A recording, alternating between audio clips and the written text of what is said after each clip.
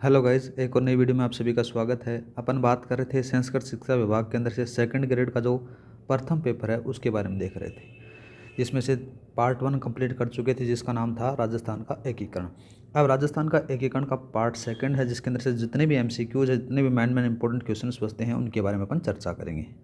तो आज का पहला सवाल आ जाता है कि राजस्थान एकीकरण में भरतपुर धौलपुर रियासतों पर जनता की राय जानने के लिए एक कमेटी का गठन किया गया था। उस कमेटी में कौन सम्मिलित नहीं था? तो उस कमेटी के अंदर से कौन नहीं था? एस जैन थे, वो सम्मिलित नहीं थे। डॉक्टर राव देव थे और RK सिद्धवा थे और प्रभु दयाल ये थे। ये 3 लोग थे, लेकिन SS जैन थे वो इसमें नहीं थे। नेक्स्ट आता है कि निम्नलिखित में से कौन राजस्थान के एकीकरण के दौरान गठित डॉक्टर शंकर देव राय समिति के सदस्यों में शामिल थे? तो उनके बारे में बात करें ना गाइज, तो कौन कौन से थे? एक तो नाम आता है प्रभु दयाल जी थे, और दूसरा आ जाता है कौन थे? RK सिद्धवा थे। ये 2 लोग थे जो किसके अंदर से? डॉक्टर शंकर देव राय समिति के अंदर से सदस्य शामिल थे। तो इसका ऑप्शन नंबर C सही रहेगा। नेक्स्ट बात करते हैं, इन्हीं के बारे में थोड़ा सा देखो।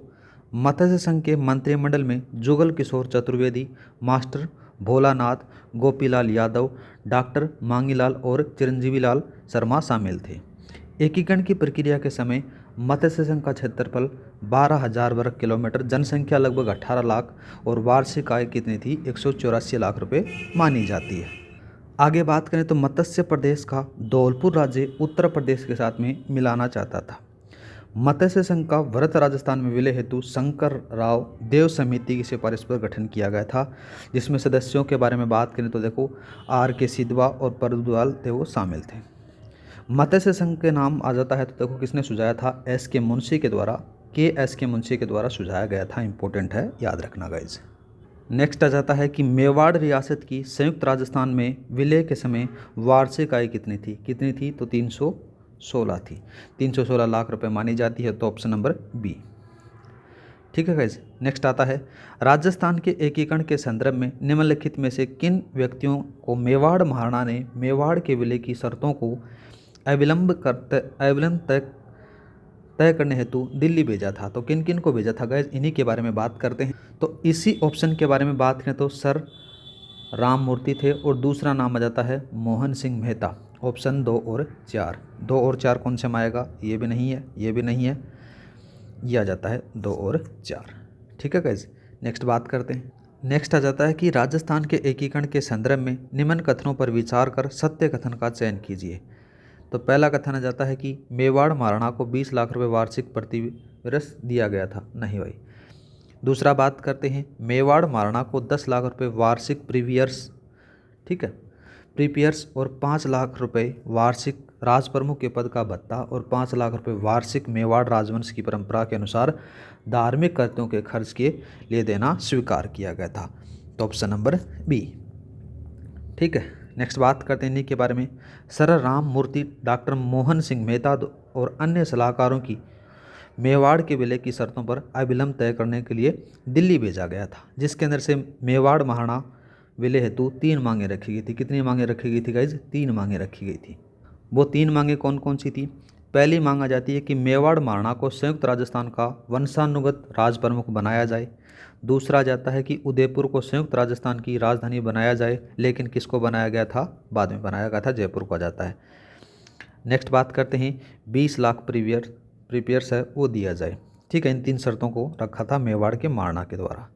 नेक्स्ट बात करते हैं इसी के साथ में, रियासती विभाग की नीति के अनुसार 10 लाख रुपये से अधिक प्रीपियर्स नहीं दिया जा सकता था। महाराणा की मांग पर रियासत विभाग ने रास्ता ढूंढते हुए महाराणा को 10 लाख रुपये वार्षिक प्रीपियर्स और 5 लाख रुपये वार्षिक राजप्रमुख के पद का भत्ता और शेष 5 लाख रुपये वार्षिक मेवाड़ के राजवंश की परंपरा को अनुसार धार्मिक कर्तव्यों के खर्च के लिए देना स्वीकार किया गया था। नेक्स्ट बात करते हैं, समिति जिसने जयपुर को राजस्थान की राजधानी बनाने की सिफारिश की थी। तो किसने की थी गाइज?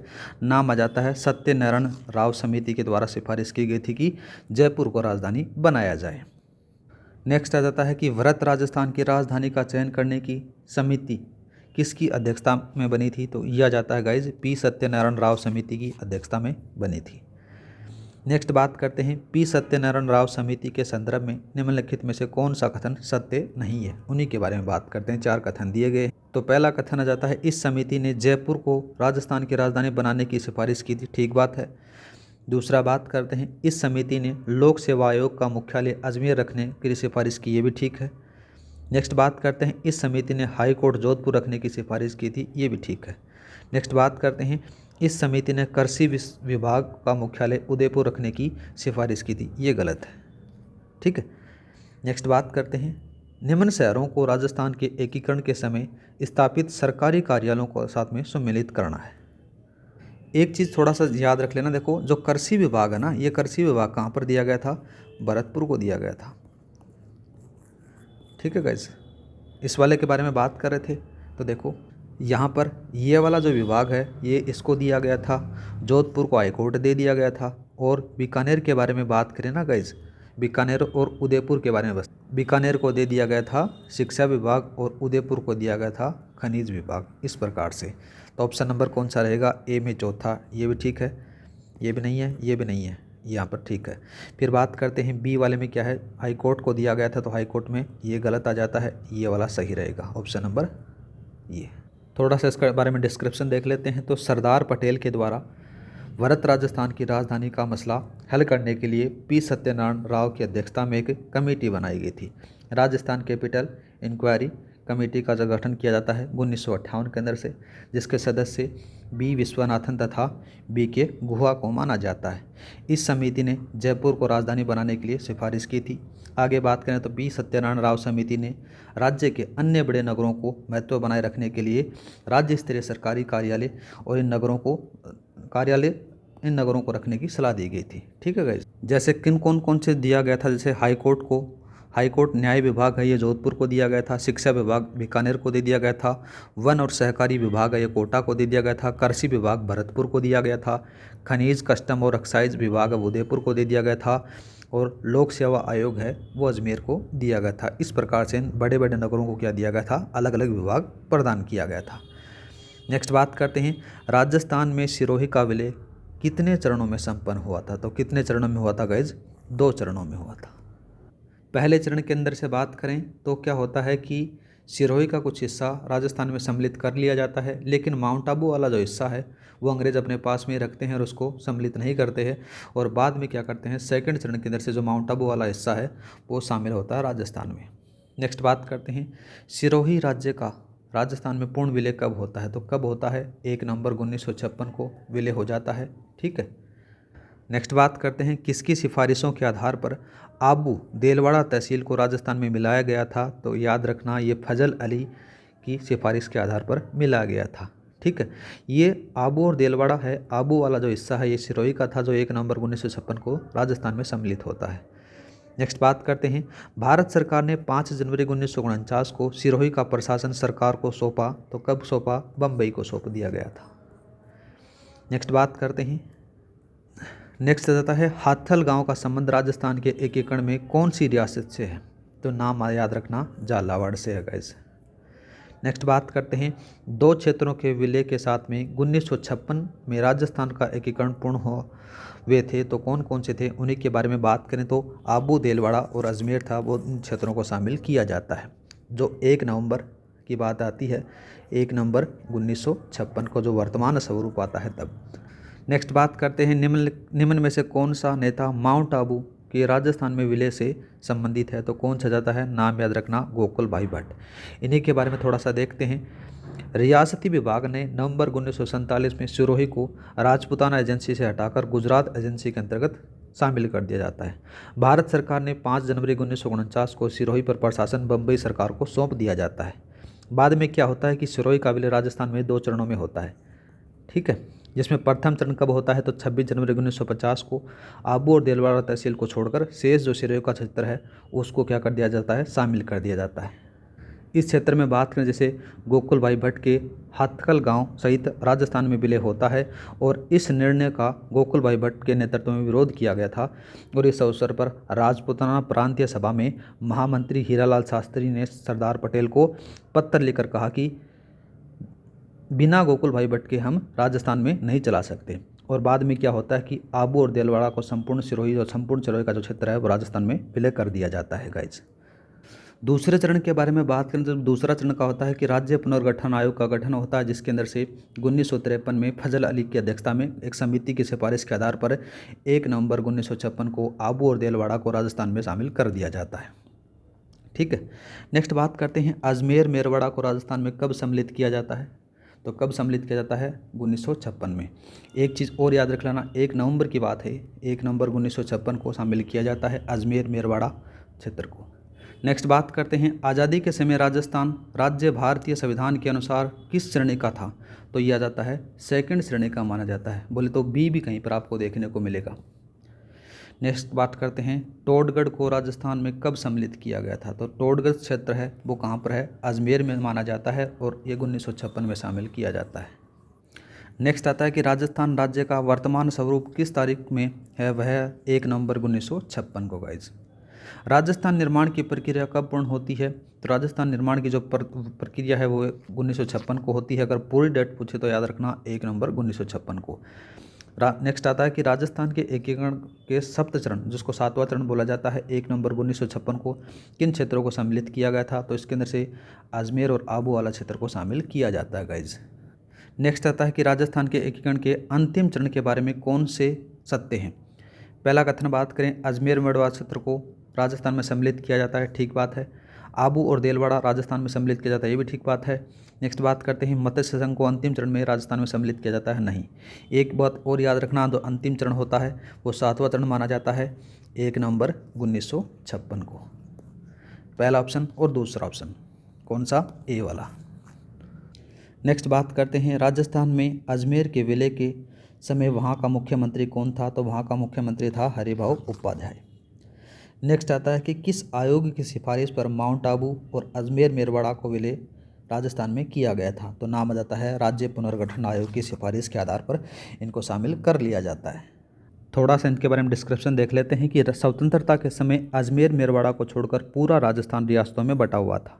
सन 1952 में आम चुनाव के बाद में अजमेर के मुख्यमंत्री हरिभाऊ उपाध्याय के नेतृत्व में कांग्रेस मंत्रिमंडल बन चुका था। साथ में बात करें तो यहाँ विधानसभा के सदस्यों की कुल संख्या 30 हुआ करती थी। साथ ही बात करें तो यहाँ का कांग्रेस नेतृत्व किसको था? दलील देने लगा था कि प्रशासन की दृष्टि से छोटे राज्य रखना उचित है, किंतु राज्य पुनर्गठन आयोग ने अजमेर को इस तर्क को स्वीकार नहीं किया गया। बाद में क्या होता है कि राज्य पुनर्गठन की सिफारिश पर 1 नवंबर 1956 को माउंट आबू क्षेत्र के साथ में ही अजमेर मेरवाड़ा क्षेत्र को भी राजस्थान में शामिल कर लिया जाता है और टोडगढ़ क्षेत्र अजमेर मेरवाड़ा क्षेत्र में भाग माना जाता है। और बात करें तो आज़ादी के समय राजस्थान बी श्रेणी का राज्य हुआ करता था, कहीं कहीं आपको 2nd श्रेणी का भी देखने को मिल जाएगा। राजस्थान के एकीकरण की प्रक्रिया पूर्ण होने से पूर्व अजमेर मेरवाड़ा जो थे वो गैर श्रेणी का राज्य में केंद्र शासित प्रदेशों में रखे गए थे। नेक्स्ट बात करते हैं निम्नलिखित में से कौन सा कथन असत्य है। असत्य कथनों के बारे में बात करते हैं तो मत्स्य संघ की रियासतों को वृहत राजस्थान का हिस्सा बनाने के लिए डॉक्टर शंकर राव देव समिति का गठन किया गया था, ठीक बात है। नेक्स्ट बात करते हैं राजस्थान के एकीकरण की प्रक्रिया में सरदार वल्लभ भाई पटेल की महत्वपूर्ण योगदान रहा है, ये भी ठीक है। नेक्स्ट बात करते हैं सियासती विभाग ने उदयपुर महाराणा को 10 लाख रुपए वार्षिक परिव्यय और 5 लाख रुपए वार्षिक मेवाड़ के धार्मिक कार्यों में 5 लाख रुपए वार्षिक और राजप्रमुख के पद को भत्ता देने का स्वीकार किया गया था, ये भी ठीक है, अपन पढ़ कर आए थे। नेक्स्ट आ जाता है कि डूंगरपुर महारावल लक्ष्मण सिंह ने विलय पत्र पर हस्ताक्षर करते हुए कहा कि मैं अपने डेथ वारंट पर हस्ताक्षर कर रहा हूँ, ये बात गलत आ जाती है गाइस, ठीक है। नेक्स्ट आता है कि राजस्थान के राजपूताना राजाओं का एक परिसंघ बना दिया गया था, यह सुझाव किसने दिया गया था। तो नाम याद रखना, चार्ल्स मेटकॉफ के द्वारा सुझाव दिया जाता है। चार्ल्स मेटकॉफ ने सुझाव दिया कि राजस्थान के राजपूत राजाओं को एक परिसंघ बना दिया जाए। फिर बात करते हैं तो मत्स्य संघ के नाम से KN मुंशी ने सुझाव दिया था। रियासती विभाग में 3 मार्च 1948 को कोटा, बूंदी, झालावाड़, टोंक, डूंगरपुर, बांसवाड़ा, प्रतापगढ़ और किशनगढ़, शाहपुरा की रियासतों को मिलाकर क्या नाम दिया गया था? राजस्थान संघ नामक के निर्माण का प्रस्ताव रखा गया था। नेक्स्ट बात करते हैं विलय पत्र पर हस्ताक्षर करते समय किसने कहा था कि मैं अपने डेथ वारंट पर हस्ताक्षर कर रहा हूं? बहुत बार क्वेश्चन पूछा जाता है, तो याद रखना ये किसने कहा था? बांसवाड़ा के महारावल चंद्रवीर सिंह के द्वारा ये वाक्य कहा गया था, ठीक है। बांसवाड़ा के महारावल चंद्रवीर सिंह ने विलय पत्र पर हस्ताक्षर करते हुए कहा कि मैं अपने डेथ वारंट पर हस्ताक्षर कर रहा हूँ। मेवाड़ महाराणा ने सर राम मूर्ति और डॉक्टर मोहन सिंह मेहता को मेवाड़ के राजस्थान संघ में विलय के लिए शर्त रखी गई थी, जो जयपुर भेजी गई थी। आगे बात करें तो रियासती विभाग ने किसी भी रियासत को शासक को अधिकतम 10 लाख रुपए वार्षिक प्रीवियर्स देने की नीति बनाई गई थी। संयुक्त राजस्थान का मंत्रिमंडल केवल 11 माह तक का कार्यकाल रहा था। धौलपुर नरेश उदयभान सिंह अधिकतम जो अधिमिलन पर हस्ताक्षर करने वाले अंतिम शासक माने जाते हैं। कौन थे? धौलपुर के नरेश थे, नाम आता है उदयभान सिंह। आगे बात करें तो अखिल भारतीय देशी राज्य लोक परिषद को राजपूताना प्रांतीय सभा 20 जनवरी 1948 को एक प्रांत प्रस्ताव द्वारा राजस्थान की सभी रियासतों को मिलाकर भरत राजस्थान राज्य के निर्माण की मांग रखी गई थी।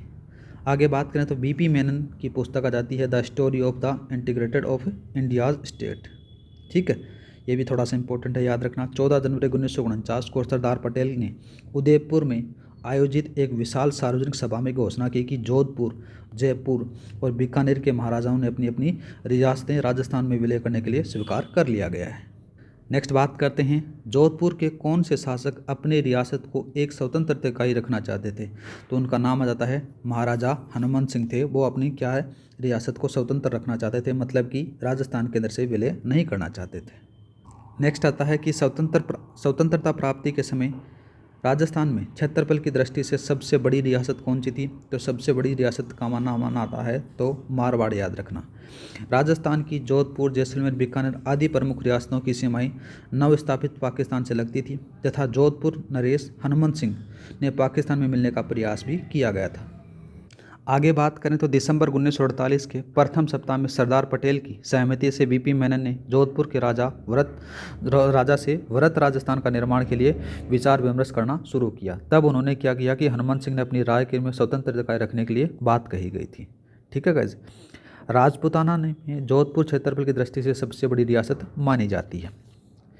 नेक्स्ट आता है कि राजस्थान के गठन की प्रक्रिया में कितना समय लगा था? तो इसके अंदर से 8 वर्ष का समय लगा था गाइस, जो 7 चरणों के अंदर से शामिल होता है। 1 नवंबर 1956 को ये कंप्लीट हो जाता है। इन्हीं के बारे में बात करें तो राजस्थान का एकीकरण के अंदर से टोटल समय आपसे पूछे तो 8 वर्ष 7 माह 14 दिन का समय लगा और 7 चरणों में ये पूर्ण होता है। नेक्स्ट बात करते हैं, किस देशी रियासत ने विलय पत्र पर सर्वप्रथम हस्ताक्षर किए थे? तो नाम आता है बीकानेर ने।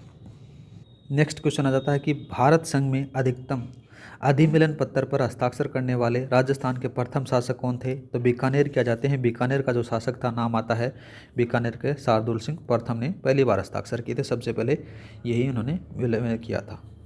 बात करें इन्हीं के बारे में, देखो अधिमिलन पर सर्वप्रथम हस्ताक्षर बीकानेर के शार्दुल सिंह ने किए थे 7 अगस्त 1947 को। अधिमिलन पत्र पर हस्ताक्षर करने वाले अंतिम जो शासक थे वो धौलपुर के माने जाते हैं। नाम आता है महाराजा उदयभान सिंह, जिन्होंने 14 अगस्त 1947 को अंतिम बार हस्ताक्षर किए थे। नेक्स्ट बात करते हैं, राज प्रमुख के पद को राज्यपाल पद नाम दिया गया था। तो कब दिया गया था? 1956 में दिया गया था गाइज। 1 नवंबर 1956 को राज प्रमुख का जो पद है वो समाप्त कर दिया जाता है और वहाँ पर क्या होता है, राज्यपाल का पद आ जाता है। और राजस्थान के प्रथम जो राज्यपाल माने जाते हैं वो गुरुमुख निहाल सिंह थे। नेक्स्ट क्वेश्चन आता था गाइज, 1 नवंबर 1956 को पहले राजस्थान राज्य के प्रमुख जाने जाते थे तो नाम आ जाता है उनको राज प्रमुख कहा जाता था। नेक्स्ट आता है कि किस संविधान संशोधन अधिनियम ने राजस्थान में राज प्रमुख संस्था का लोप किया था? तो कौन सा जाता है? 7वां संविधान संशोधन अधिनियम है, उसके अंदर से राज प्रमुख का पद है वो समाप्त कर दिया जाता है और उसकी जगह राज्यपाल आ जाता है। नेक्स्ट और लास्ट सवाल आ जाता है, निम्नलिखित में से किस समय राज्यों की प्रथम और द्वितीय श्रेणी को समाप्त कर दिया गया था? तो 1 नवंबर 1956 को प्रथम और द्वितीय श्रेणी है उसको समाप्त कर दिया जाता है।